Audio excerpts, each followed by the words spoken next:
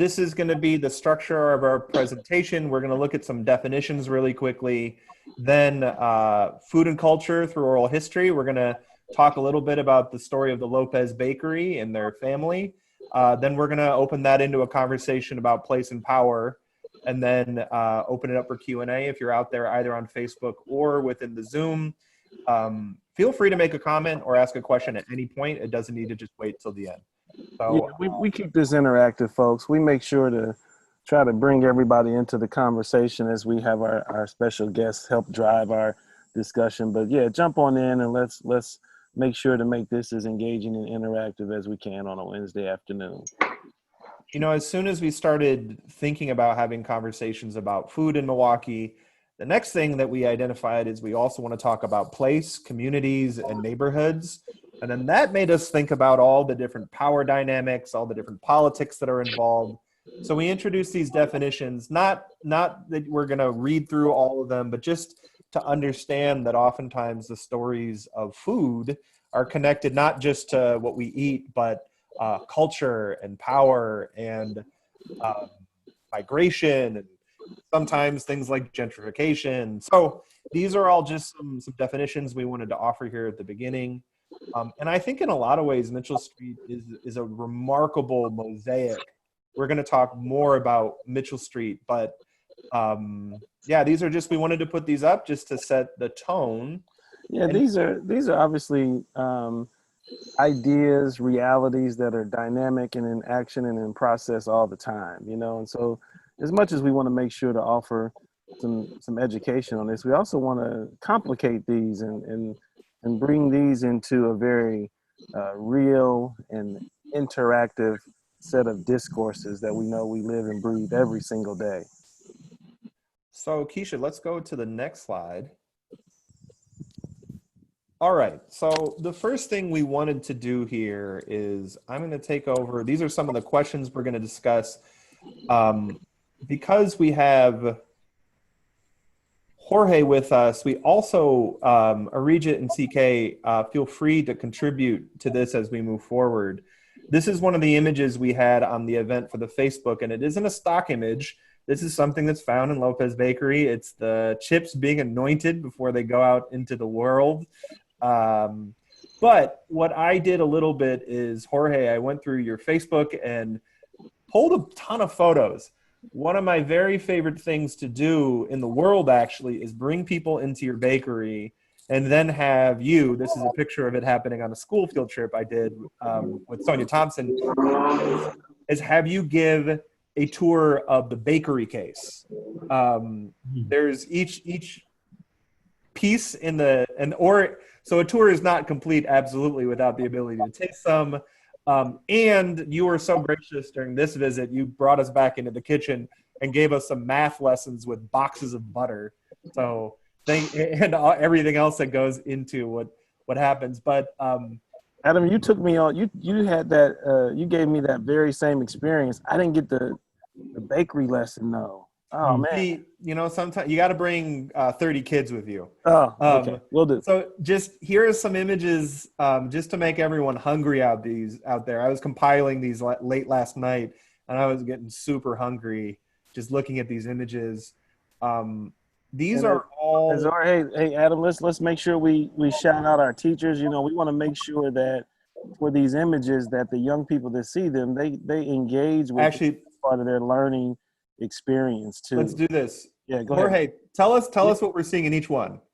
Okay, right there we got the churros, which we make in different flavors. Churros are considered, you know, a traditional Mexican delicacy, but in truth, those are a Spanish origin delicacy. We just kind of claim them for our own. There you go. Reverse appropriate. What do we got here? We have one of our many varieties of fruit-filled empanadas. Empanadas traditionally are considered savory with some kind of meat filling. We make them sweet with either like a strawberry, which is what's pictured. We also do pineapple, cream cheese, pumpkin, apple. So whatever flavor we can, you know, get that's fresh, and we'll use. For sure. What do we got Some of here? our many cookies that we do. Right there we have some Mexican wedding cakes, which is probably one of our most popular items that we have. Plus we make other cookies, cinnamon cookies, chocolate chip, you know, a variety. Those are traditional pan dulce, Mexican pan dulce. The top ones are the conchas, which are found throughout Mexico. It's one of the more common staples of bakery. Of course, our chips, we fry them up fresh daily. They're good. Yeah, who's getting hungry? Some more of our pan dulce, just a variation of same dough, different shapes, volcanoes, bear claws. Chivos are another form of pan dulce with a Bavarian cream filling and a nice powdering of sugar. And these were our These are Mardi Easter. Gras conchas. Oh, Mardi Gras. Nice. Same. Hey, can I ask a quick question? Yes. You know, not only are the baked goods delicious, but they're absolutely beautiful. They really are. Can you just talk a little bit, Jorge, about the expertise you bring to the artistry of the craft? How do you make those so beautifully? That I got to give credit to my dad. My dad was a master baker in Mexico before he immigrated to the United States. And when he came to this country, he brought his recipes, his style, his work ethic, and used all his knowledge to, you know, start a business that he knew in his heart was the way it should be done. And that's the way we've operated. So actually, that's perfect. So he's right here in the middle holding the plaque. These are the very first photos from your Facebook. Yes. Was this an anniversary of the? This actually was, I believe, our grand opening that occurred here back in 1989. All right. Someone's reading a biography of Michael Bublé here on the bottom, which is hilarious. But so I found this picture of you, you know, knowing that you were going to be here. This is you out in the world. But I also, the characters, you and your beautiful wife, Cindy, and then also your father. Oh, yeah. I wanted to kind of, so can you start at the beginning? I've kind of interrupted you a couple times. Kind of share this man's story and these people's story of how Lopez Bakery came to be. Okay. My dad actually immigrated in 1967 to the United States. I had just been born, and he had made some contacts and was brought up to Milwaukee. He came to this country with $20 in his pocket. He left my mother and I back in Texas while he found a place to stay and a place to work. And he was fortunate to be able to hook up with, at the time, some of the leading bakeries, which was Heinemann's Bakery. He worked for Peter's Cortino for a while on the east side. And he's known a number of the bakers, main bakers in the city. But he took all his knowledge, he saved his money, and he was able to get enough money to start a little shop, which was on 5th Street and like Bruce, between Pierce and Bruce on the south side. And it was inside a grocery store named Casa Martinez. Ruben Martinez was the owner. And he rented a little space in the back, and that's where my dad got his first start as a baker here in Milwaukee. And with that success, he was able to save up money and eventually buy his first location, which was a small little grocery store on the south side on 3rd between Orchard and Lapham. The store is still there, and it's being run as a convenience store. But when he took it over, he built a bakery, brand new. And the neighbors would love it because at 5, 4 in the morning, all you could smell throughout the neighborhood was the bakery just coming out of the ovens, and it would just permeate throughout the neighborhood. And with that success, he was able to move on and open up his first real store, which was on National Avenue. That was to become the first Lopez Bakery in his number of businesses that he's run. So, and over the years, he opened a number of other stores. Was it, from my understanding, was it like the first Mexican bakery in Milwaukee? It is. It was. My dad brought something to the city that the city hadn't really seen before. His style is, made from scratch, made, handmade, everything, crafted by hand.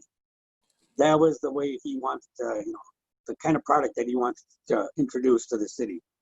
And over the years, actually, a lot of the bakers that work here now at one point worked with us. So that some of the knowledge that they gained is actually, part of our system. For sure. So this is one real quick thing. If you go into Lopez Bakery on Mitchell Street, part of the story that Jorge just mentioned is illustrated in a mural, a beautiful mural right above the counter. And also too, it's kind of demonstrate some layering. So can you tell us a little bit about that, Jorge? The mural itself is like a representation of our history in the city.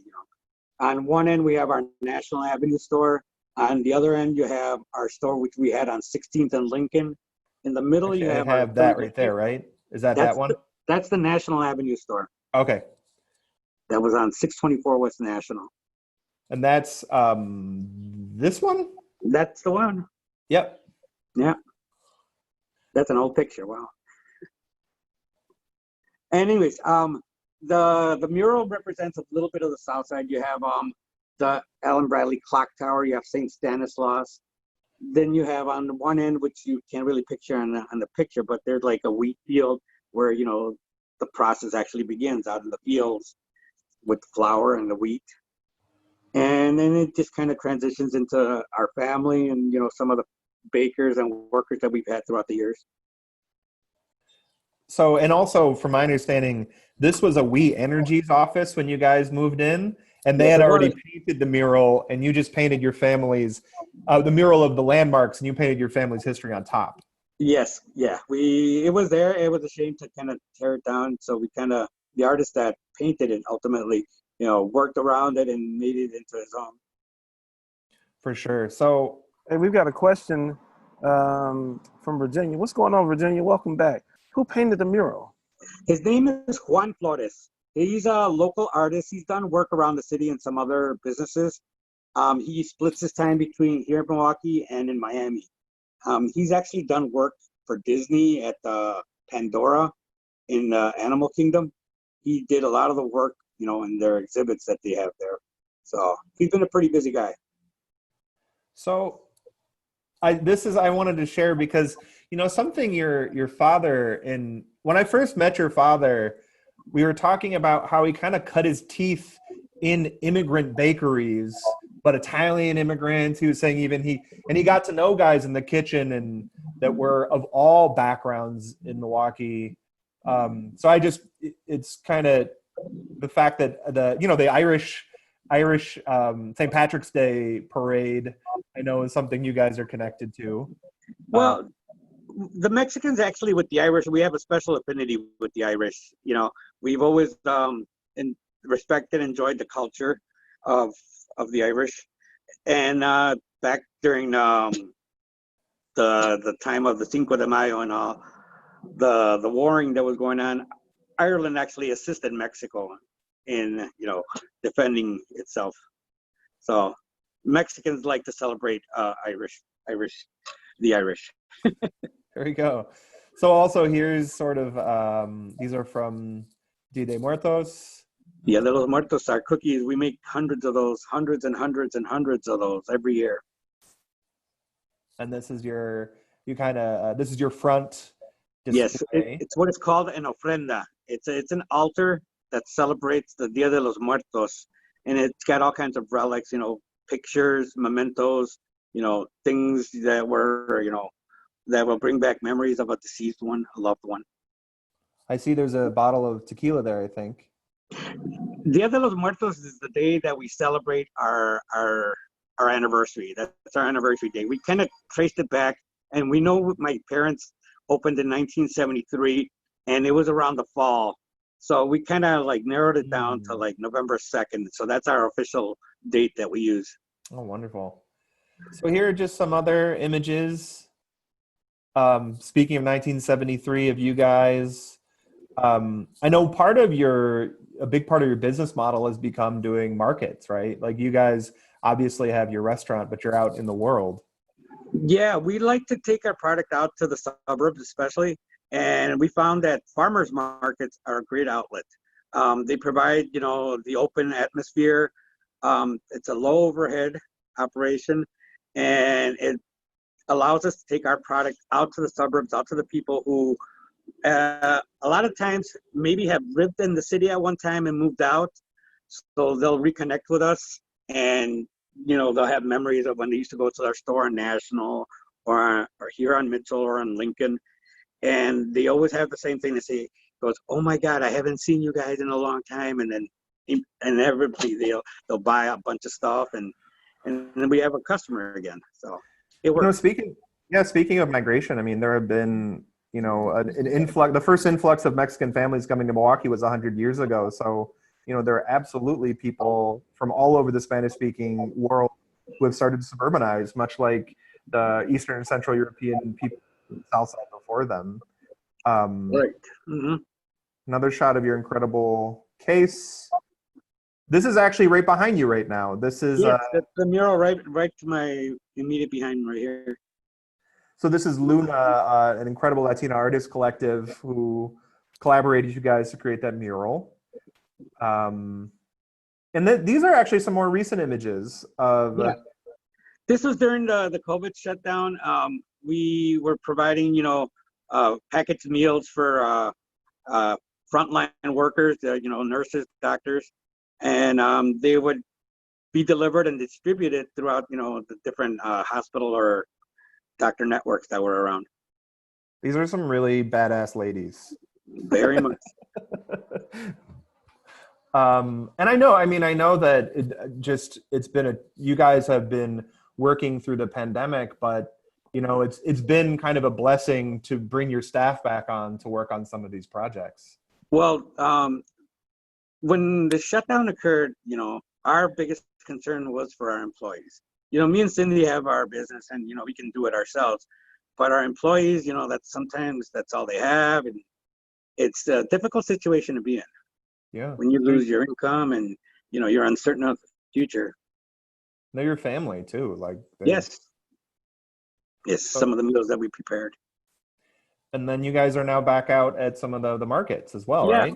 Our farmers markets have been very well this year. I guess the fact there's really not much to do gives the people opportunity to go out and, you know, be outdoors and be able to purchase and, you know, to a point interact with other people. But we do West Dallas, which is pictured right here. We also do Brookfield. We do Bayview at South Shore Park. We do Fox Point, Greendale, Greenfield. We also do South Milwaukee. And this year we had to cut back on some of the other markets that we've done. We've done Sussex, we've done Thiensville, we've done McGuanago. But the current situation that we have, we decided going forward this year, we're just going to scale back a little. So you guys are expending a ton of energy, a ton of work. And we started with the first photo on your Facebook. Here's the most recent one, I think. That's usually what happens at the end of the day. That's great. For sure. Well, I mean, those are actually I'll stop my screen share now. Those are the images I wanted to share to sort of establish, you know, the story of your bakery is so amazing. It's CK and Arijit, I want to make sure you guys get pulled into this conversation a little bit. When you see that story of Lopez Bakery, and what comes to mind for you guys?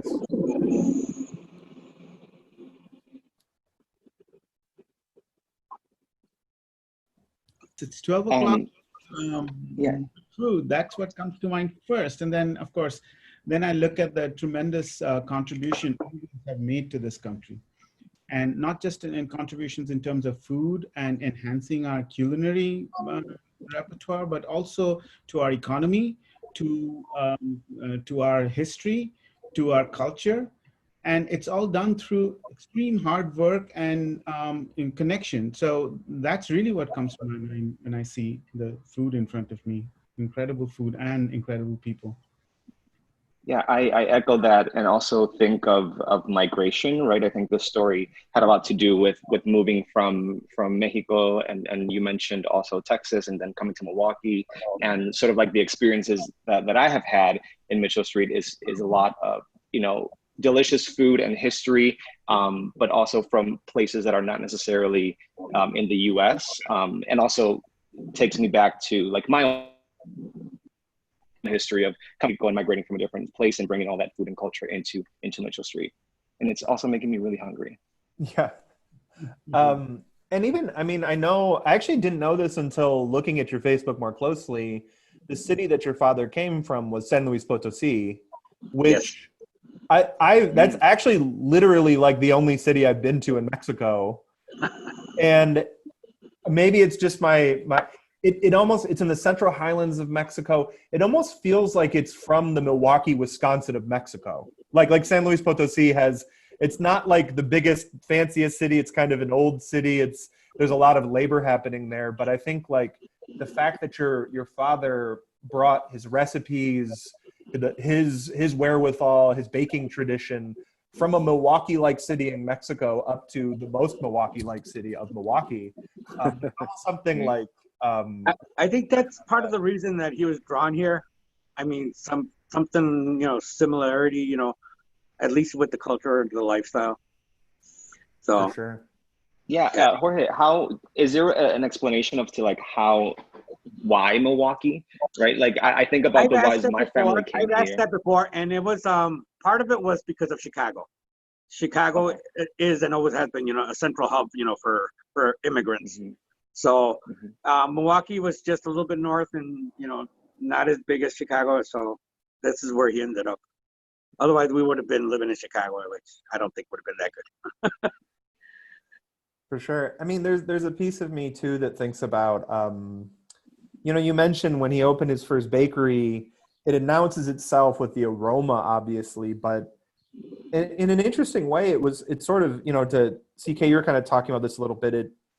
It gave a front door to the growing Mexican community in Milwaukee, where people weren't just seeing people on the street or hearing about them, but there was an actual product that you could go and get from within and outside of the community. And I think in a lot of ways, like that opens up the sense of possibility of what can happen with the community once people start creating commerce out of their culture.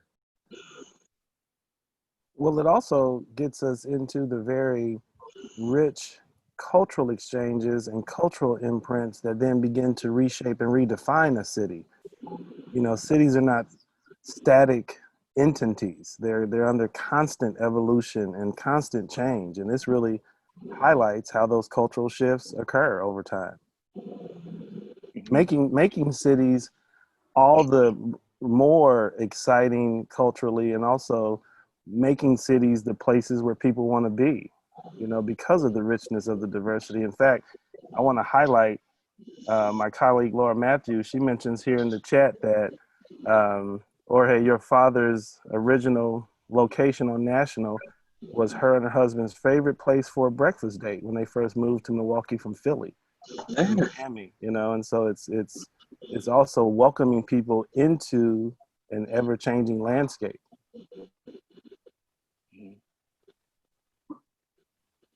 So this is a good question. Virginia just asked. So what was the Hispanic or Latinx population like on the South Side when your father first arrived? How much culture did you see kind of in the landscape of Milwaukee? Well, when my parents arrived here, the South Side was vastly different. It was mostly Polish German. It was a different mix of cultures here. Over time, that's changed. A number of times it's changed. The different ethnic groups that have been here on the South Side. But in the late 60s, early 70s, the Latino population was present here in Milwaukee. It wasn't as what it is now. I mean, the way it's going to be at that time. But there was organizations and individuals that helped my dad. He was able to get in contact with, that he was able to establish, himself here. So, Adam, we're already at 12:30, and so Command Central is letting us know what the time looks like. I'm going to move to the next section real quick. So, You know, And can I shout out Heather and Kristen real quick? We've got some other folks who've been a part of this process. I want to make sure we always give those folks a shout out. Heather Gottlieb, Kristen Leffelman, thank you for all your work as educators and working with the Wisconsin Historical Society. We certainly value your partnership. Go ahead, man.